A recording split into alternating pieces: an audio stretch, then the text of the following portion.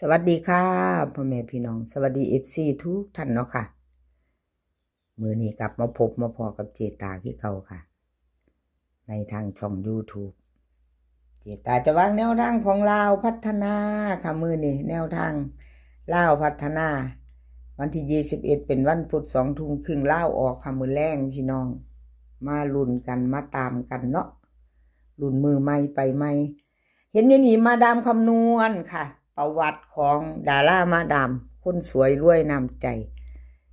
เพิ่นเข้าไปเก้าตัวหนึ่งอยู่เนาะพี่น้อง7 8 9 3ตัวบน7 7ล่าง2ตัวบ่เดินบ่มีครูมาดามคำนวณงวดนี่จับครูบ่เข้าเบิ้นแล้วก็3ตัวไม่เป็นไรเนาะค่ะมาดามคนสวยรวยน้ำใจบ่เป็นหยังของเพิ่นเข้าไปเด้อค่ะวันที่16/2/8/82มาดามคำนวณคนสวยรวยน้ำใจเนาะค่ะแล้วก็เอาให้3 งวดค่ะเบิ่ง3 งวดของมาดามคนสวยรวยน้ำใจแนวทางใหม่ของเพิ่นค่ะมาตามต่อมื้อแรงเนาะมาดามคนสวยรวยน้ำใจเสียงมาดามก็ดีขึ้นประมาณดีขึ้นแล้วเนาะพี่น้องดีขึ้นแน่แล้วล่ะนกแก้วเด้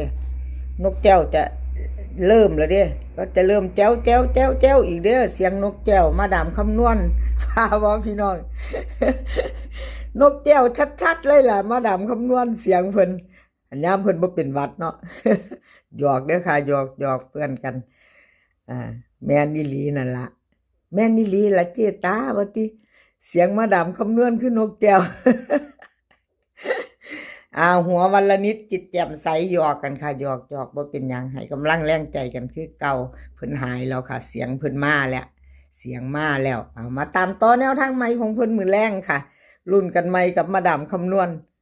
วิ่งรูดค่ะเพิ่นให้มา0กับ2ตัว4หาง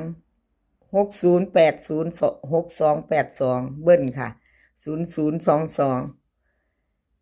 3ตัวค่ะ3หาง0808080062 ค่ะ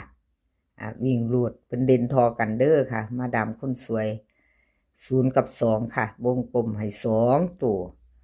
เท่ากันเพิ่นเด่น2ตัวค่ะเพิ่นเน้น2หาง60กับ62 3ตัวเน้นหางเดียวค่ะ062มือใหม่แล้วค่ะใครจะไปต่อกับมาดามคำนวณดารามาดามคนสวยรวยน้ำใจค่ะคนสวยรวยน้ำใจแคปหน้าจอค่ะไปต่อกับมาดามคำนวณเนาะแคปหน้าจอรุ่นกราบขอบบุญขอบคุณมาดามคำนวณหลายๆเด้อค่ะที่ให้แนวทางมาว่างทางช่องด้วยดีเสมอมาเนาะค่ะถ้าไม่มีแนวทางเราก็ไม่มีช่องเนาะค่ะกราบขอบบุญขอบคุณหลายๆมาไปต่อค่ะรับนางฟ้าเลขรับนางฟ้าเพิ่นเข้าไปค่ะพี่น้อง FC เป็นจังใดไผใดดีใจนำรับนางฟ้าเข้าไป7บนเนาะค่ะเพิ่นเข้าไป77 3ตัวบน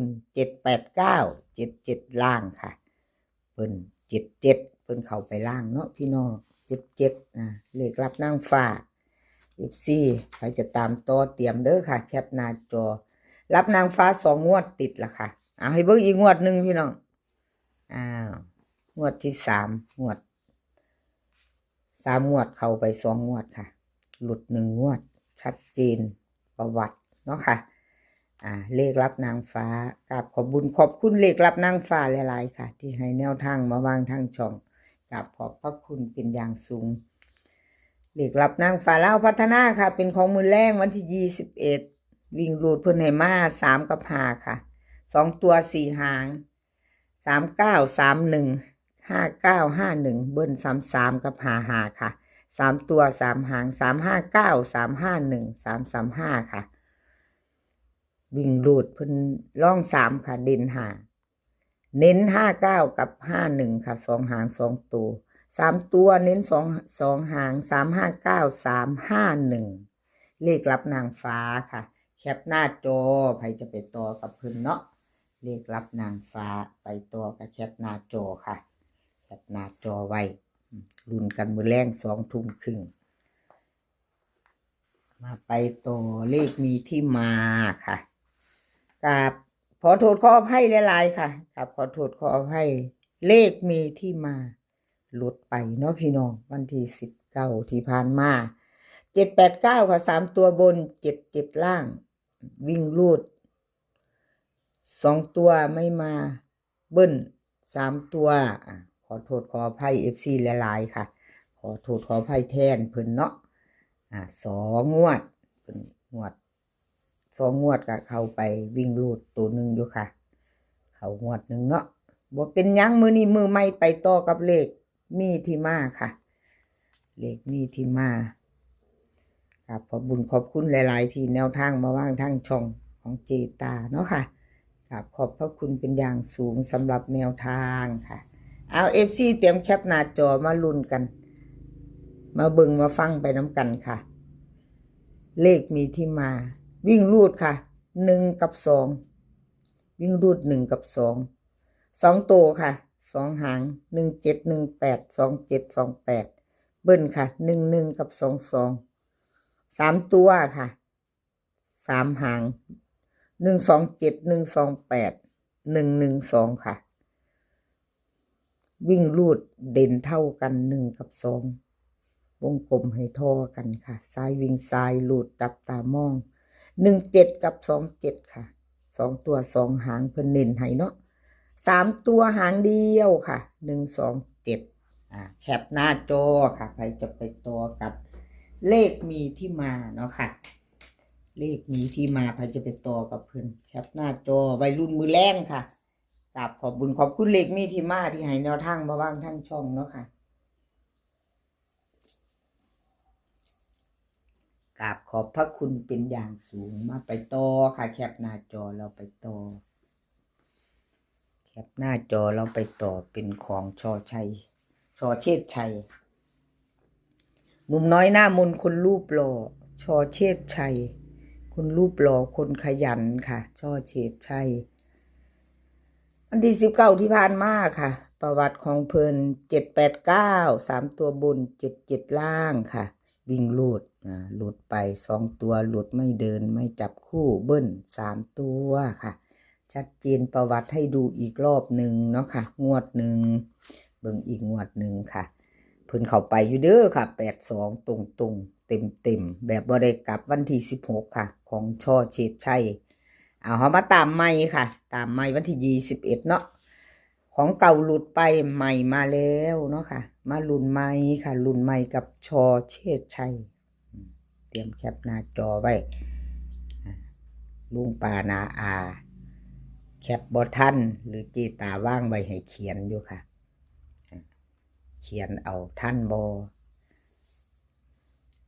เอาที่สะดวกเนาะค่ะสะดวกเขียนก็เขียนสะดวกแคปก็แคปหน้าจอหลุดปื้ดได้ชอเชษชัยค่ะเล่าพัฒนาวิ่งรูดค่ะ2กับ4 2ตัว4หาง26 27 46 47ค่ะเบิ้ล22 44ค่ะ3ตัว3หาง246 247 224ค่ะวิ่งรูดลอง2เด่น4ค่ะลอง2เด่น4 2ตัวค่ะเน้น46กับ47 3ตัวเน้น2หาง246 247ค่ะ3ตัวเน้น2หางพิจารณาค่ะพี่น้อง247แล้วก็246สายวิ่งสายลูดค่ะของช่อเชษชัย4ตัวเดียวเด้อค่ะ4มาแห้งอยู่เด้4นี่เนาะมักชอบก็จัดค่ะบ่ชอบก็ผ่านไป46 47พี่น้องเป็นจังใดแนวทางชอเชษชัยลุ้นกันมื้อแรง20:30เนาะค่ะ20:30มาลุ้นกันต่อไปใหม่ชอเชษชัยหนุ่มน้อยหน้ามนคนรูปหล่อคลิปนี้ขอพี่น้องโชคดีมื้อแรงค่ะ20:30กับลาวพัฒนาให้โชคดีกันทุกคนมื้อนี้ขอให้มีความสุขภาพก็ขอให้แข็งแรงกันทุกคนค่ะสุขภาพย่อมมาก่อนเสมอ เดินทางไปไสก็ขอให้ปลอดภัยเดินทางไปขอให้มีโชคค่ะ กลับมาขอให้มีชัยคลิปหน้าพอกันใหม่กราบขอบพระคุณหลายๆค่ะบ๊ายบายสวัสดีค่ะ